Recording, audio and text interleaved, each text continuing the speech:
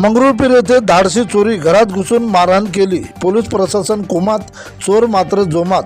वाशिम जिल्ह्यातील मंगरुळपीर येथील रशीदनगर येथे रात्री 2 वाजता तब्बल 10 ते 12 चोरट्यांनी घरात घुसून अज्ञात चोरट्यांनी आजूबाजूच्या घराच्या बाहेरून कुंडी लावून घेतल्या व घरातील लहान मुलांच्या गळ्यावर चाकू ठेवत घरात पैसे मौल्यवान वस्तू काढून द्या नाहीतर लहान मुलांचा जीव घेऊ अशी धमकी देत चोरट्यांनी 5,87,700 रुपयांचा एवज लंपास केल्याची घटना घडली आहे।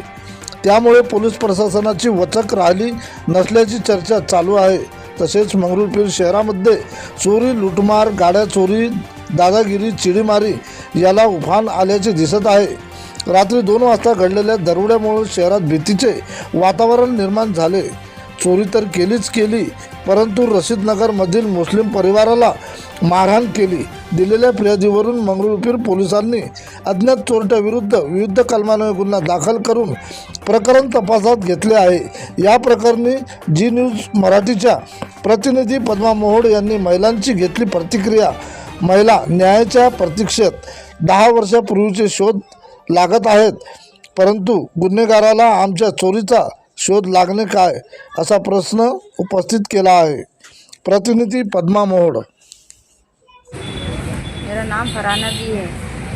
मेरे घर पे कल रात 2 बजे चोरी हुई।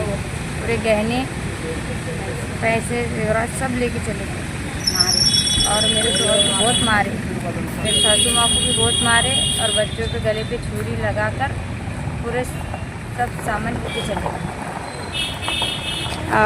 इतना हुआ तो कुछ मूल्य वाले इकट्ठा नहीं हुए क्या? सबके घर पे कोंडी में लकड़ी फंसा दिए थे सबके। कितने बजे की बात है ये? 2 बजे। और किन किन को मारे? हमारे शोहर को, हमारे सास को और हम तीनों को मारे।